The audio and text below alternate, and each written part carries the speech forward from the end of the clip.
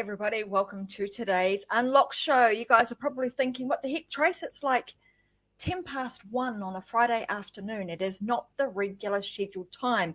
And you would be absolutely right. This morning I had some contractors in my apartment making a ruckus and a whole lot of noise. And just wasn't going to work if I was to go live at 10 a.m. this morning. The audio would have been absolutely awful. So what do? You don't not do a show, right? You turn up, you still show up, and you just do it at a new time. So they've all left. I have some time now, peace and quiet here, that I'm able to jump on and actually be present without having to worry about what everybody else is doing here, and I can just be present with you guys. So what have I got in store for you today? Well, as you know, it's been a really awesome week this week, actually. In the world of Tracy Wilson, I'm feeling pretty darn good about everything that's been going on. I've had some awesome coaching sessions with people, produced some new content. It's been a really fantastic week. And being someone who's like committed to, I suppose, learning, and I'm always, wanting to know new things, and that's what I've been up to. I've been learning some new skills, and it's really puts you in a great frame of mind and just makes you feel really good. So anyhow, today, what have I got in store for you? The 8 habits of highly effective people. Now, you guys might be saying right now, you got that wrong, Trace. There's only 7. We know because we've read the book of Stephen Covey, and he says there are 7. Well, today I'm going to cover off 8 of those, 8 habits of highly effective people. And I want to say that this is going to be my take on Stephen Covey's 7 habits of highly effective people and what it actually really means to me. So you're dead right. He does have a book. It has 7 habits of highly effective people. But what some people mightn't know is that there is actually an 8th habit of highly effective people that he actually talks about, and he's got a whole book on it. But I'm going to get to all of that soon, and you will start to understand, and I'm going to share with you what that 8th habit actually is. So join me today. I want to know, have you guys actually read that book? Have you read Stephen Covey's book, 7 Habits of Highly Effective People? If you have, type to me in the chat. Let me know that you've read it. And maybe even as I'm going through and talking about, the concepts and what they actually mean to me and how I apply them, maybe you can come along on the journey and you could be doing exactly the same thing. Tell me what you think of those. And how I've kind of got to this place right now is to be talking to you about these 7 the 8 habits of highly effective people. As part of my learning this week has been all around like increasing my capacity to learn, my brain capacity, like turning the program I'm doing is like turning your brain into a super brain. And I have actually really surprised myself with some of the things that I've been learning, my ability to be able to recall information.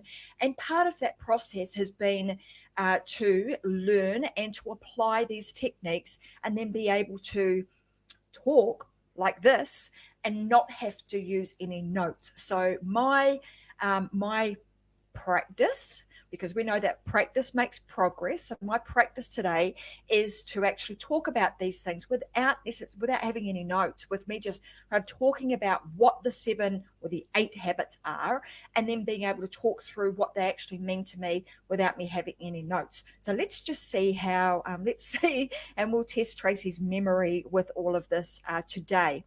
So when I had the opportunity, it was quite some time ago that I read the book, the 7 Habits of Highly Effective People, and thinking about as I was doing my training this week with the program that I'm doing. And in that program, they were talking about these 7 habits of highly effective people. And it sort of started me thinking, gosh, I could be talking about those because they are definitely the things that I know over time I have implemented into my life. And not through purposely teaching the 7 habits or the 8 habits as we've got today, but those habits to other people. When I went back and I reviewed what they were, I realized that a lot of those things I'm actually doing in my life, and they're the things that I also teach a lot of my students to do. So anyway, it gave me the idea and the concept of us being able to talk about and really reflect and revisit what those 8 habits of highly effective people are. So here we go. The first habit that he speaks about is the habit of responsibility. Now, when I think about responsibility, I think about, how responsible am I going to be, showing up to things, doing the things that I'm going to do, that I have a responsibility to, to be a good person, to, I've got responsibilities to family, to friends, to community, all of those sorts of things. So to me, it's like understanding who I am and how I need to show up, and then being very responsible for that. So taking responsibility for, and if I think about this week, like I've had a number of instances over the last week where I've actually been on my own, and that's given me an opportunity to really think deeply about some areas of my life and some different aspects of that. And part of almost letting go of some things was actually me taking full responsibility for that particular thing. And I won't go into what that was. Maybe I might share it on another episode at some point. But the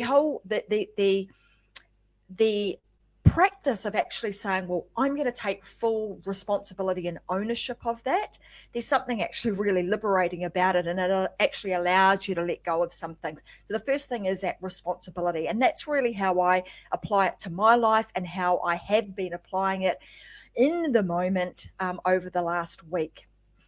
The next thing that Stephen Covey talks about is starting with the end in mind. And you might also have heard that from the book by Simon Sinek. He talks about start with the end in mind. And you may have heard me speak about this on previous different shows where I talk about, coming up with our goals and our vision and like dreaming into the future and then bringing that future into the present. So it's the same kind of concept. It's like starting with that end in mind. Where do I want to go? What is it that I'm wanting to do?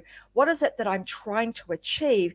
And then setting some really, some goals and some targets around those. So what direction you're going to go in.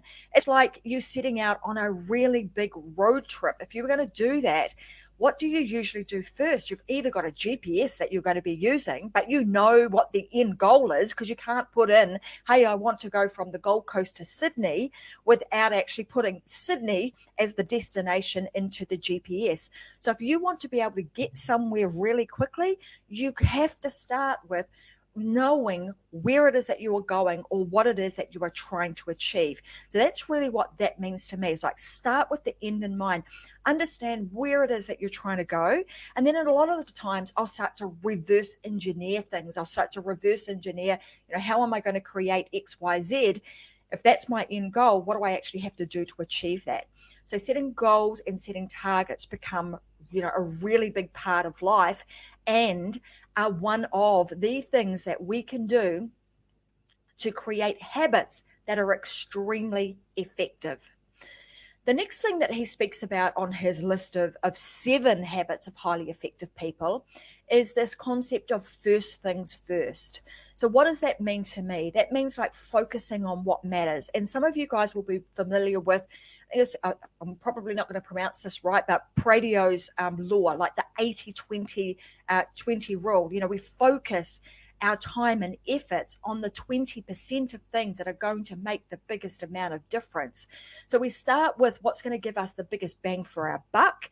And we also start looking at some of the things that are going to be the needle movers in our life. Like, what are the things that are going to have the biggest amount of result for me for the least amount of effort, right? So we start looking at the first things first. What do I need to do first?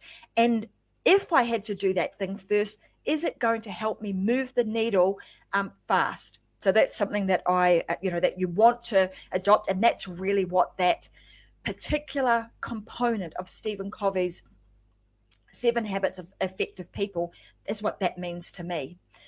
The next thing that he has on his list is this create a win-win. And I'm kind of going to take this even further. And I like to say it's like a 3X process, right? So it's a win-win-win.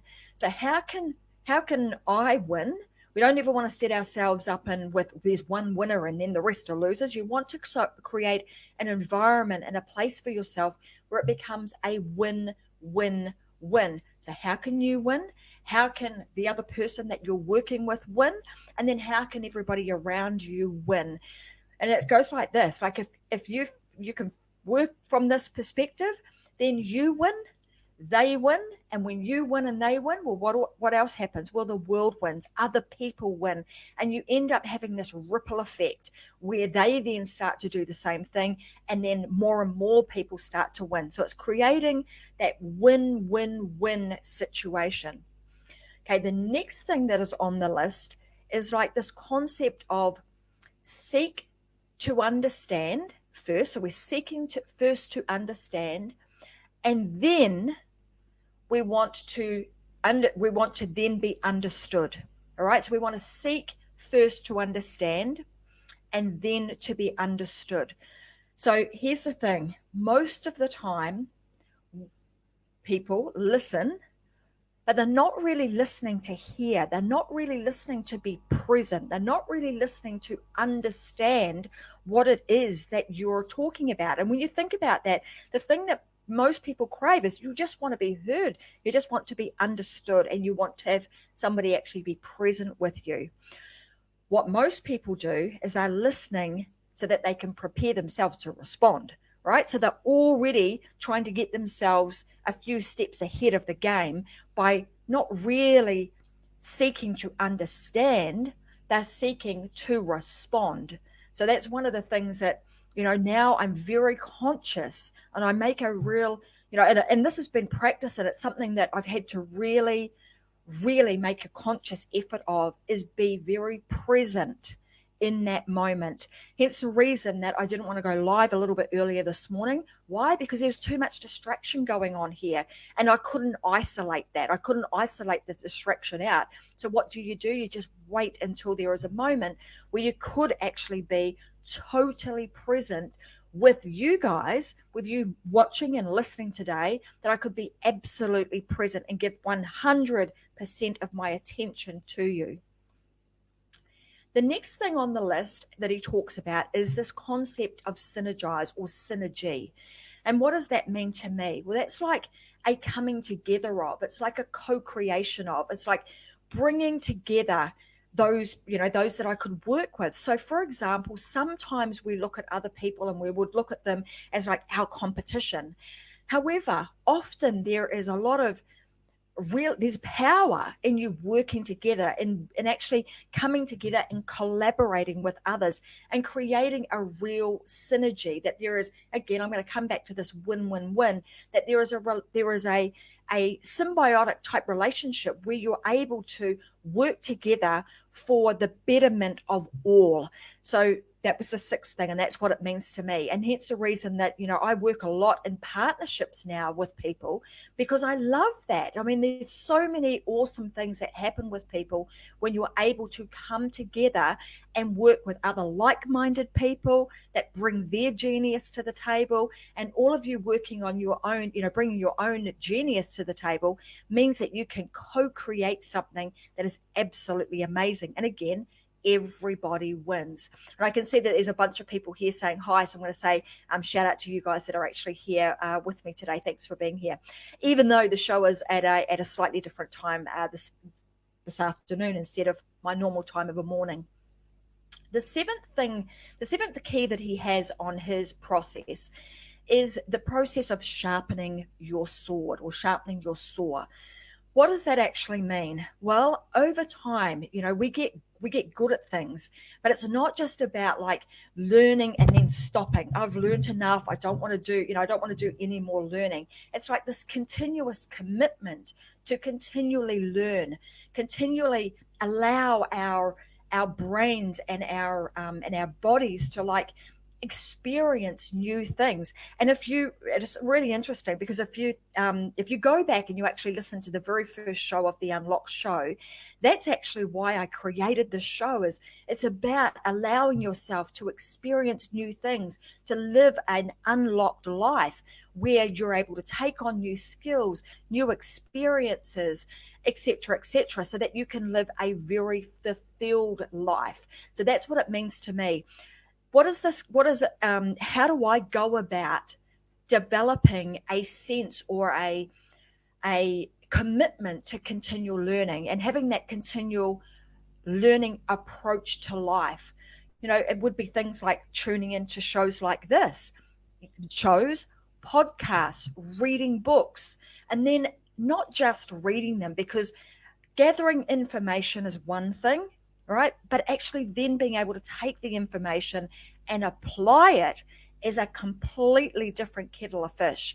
That's what takes you from kind of knowing something to mastery of things, is when you actually apply it. And that is what can stand you out significantly from everybody else, because most people in life, they are starved or thirsty for information, but that's it. That's as far as it goes into sinking in to their being. It's just information. What we want to do, like I said, is we want to take that information, we want to absorb it, then kind of process it for ourselves and then reapply it. And it's kind of like this process that I'm doing today, right? It's like I know and understand the concepts, or I read the book, The 7 Habits of Highly Effective People by Stephen Covey. But now that I'm getting an opportunity to reflect on that and start thinking about what does it actually mean for me, it allows you to sink that information in a whole lot deeper than it being just surface level information.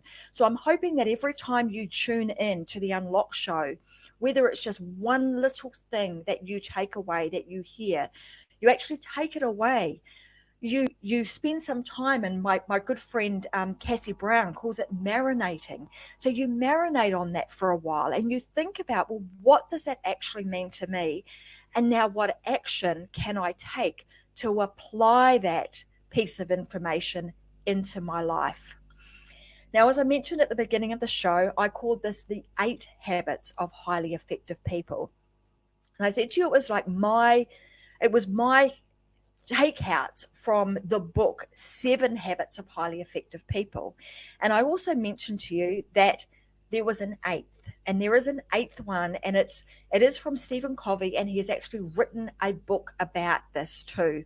And it's like he talks about finding your voice. You want to find your voice, and then you want to help others find theirs. And when I realized that he had this book, it put the biggest freaking smile on my dial.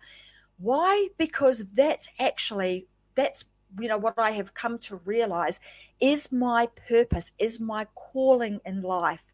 That's why I do this show. That's why, through this process of transformation, and you've heard me talk about this, my own transformation, as I've been creating these shows over the last, year and a bit now, that it's like this transformation of finding your own voice, becoming confident and comfortable in speaking in this type of environment.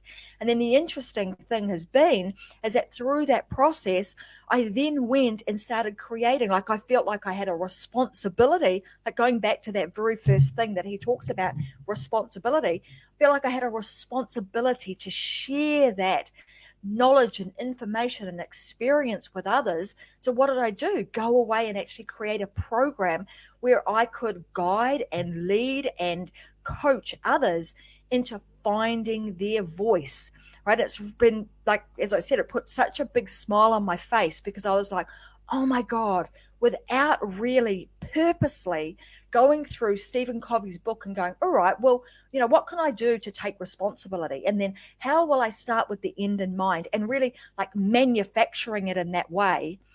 It's very much just been an evolution, a very natural evolution of what's actually happened and taken form over this last year. And I can say that now, like, I'm in the best place because I'm doing all the things that just light me up, and it enables me to be like that firelighter, right? I can now, light other people's fires by helping them find their voice, and they too then I go back to like creating that synergistic type relationships and creating the win-win-win, because now what do? They go out and they're starting to create their own shows. They're finding their voice and their inner genius inside of them, and they are sharing it. And it's like this, it's like a contagious, a good contagious disease, but it's like, it becomes contagious. They then do it, then other people see them doing it and say, how did you do that? And then they start doing it, and all of a sudden that taking responsibility for something, finding your courage, and finding the voice inside of you and speaking up, is just amazing what kind of momentum and ripple effect you can cause. So like I've said on so many episodes of the Unlock Show, I am a huge advocate of people finding their voice. Now to find your voice, you want to make sure that, I mean, obviously you can kind of do that yourself, and again I've talked about this on previous different episodes of the Unlock Show, or you can find some other people to help you. You can actually get some assistance from a team of people, and then find a creative group of people that you can that can be your tribe, and then they can help you to continuously like raise your level of awareness and your level of courage, so that you too can show up and start talking about things on a regular basis. So I want to kind of wrap this today's session up with a couple of things. What I've come to learn over years, and it's taken me, the truth is, it's taken me probably a good 40 odd years to kind of get to this point where I feel really comfortable to speak my mind, to speak about who I am, to find that courage inside.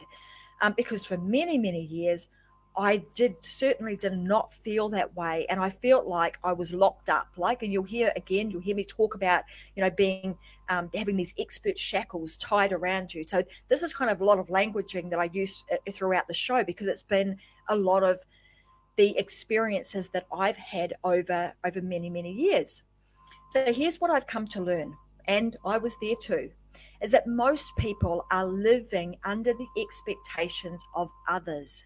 And when you are living under the expectations of others, you feel very locked up, and I'm going to say almost, suffocated. When you are in that place, you do not feel free, right? You feel like you might express this in a different way, but you might feel heavy. You might feel like, ooh, you're just not feeling like you're balanced, or you've got the level of joy that you want in your life. And that's because you're not living your truth. You're not living your truth. You are living somebody else's truth, right? And so that's why it doesn't feel so great. And also, it's not your voice. So what we want to get you to do is to find that voice. What I want you to think about is having the curiosity to start to understand and know yourself. Because when you can do that, then you will also find the courage to be yourself. And it's like hugely, use that word a number of times today, right? Because it's just like so liberating when you get to the point of, I'm not going to live somebody else's life anymore. I'm not going to live a lie. I'm not going to live a life being locked up and feeling like I have to try and please everybody, or being fearful of judgment. I then can kind of take those chains off and be very liberated in what I do. And I start to have the curiosity to peel back the layers of myself and start to know oneself. And then I find that courage inside to be myself. And before I dial out on today's show, I also want to tell you this. You have use that word again, huge amount of greatness inside of you. Your genius is inside of you, and it's ready to be unlocked. So I want to ask you this question. I want to ask you, is it time to let your voice out? If it's time to let your voice out and you just want a little bit of help to do that, then I would encourage you to head on over to influenceinauthority.com. Start watching the free workshop or masterclass that I have on that site. And then if you want some additional help, then book an appointment with myself or one of our team, and we will chat with you to see whether or not our program is right for you. We would love to help you find your voice, and we would love to help you start making ripples in this world and staking your claim so that you can know yourself and be yourself and start living your life the unlocked way. So, hey guys, I want to say thanks very much for joining me on a wonderful blue skied Friday afternoon. And I'm going to be back again with another episode of The Unlock Show next week, normal time, Wednesday at 10 a.m. And I will have a guest with me next Wednesday. So have a fantastic weekend, and thanks for joining me. I'm dialing out. I'm your host, Tracy Wilson. Bye for now.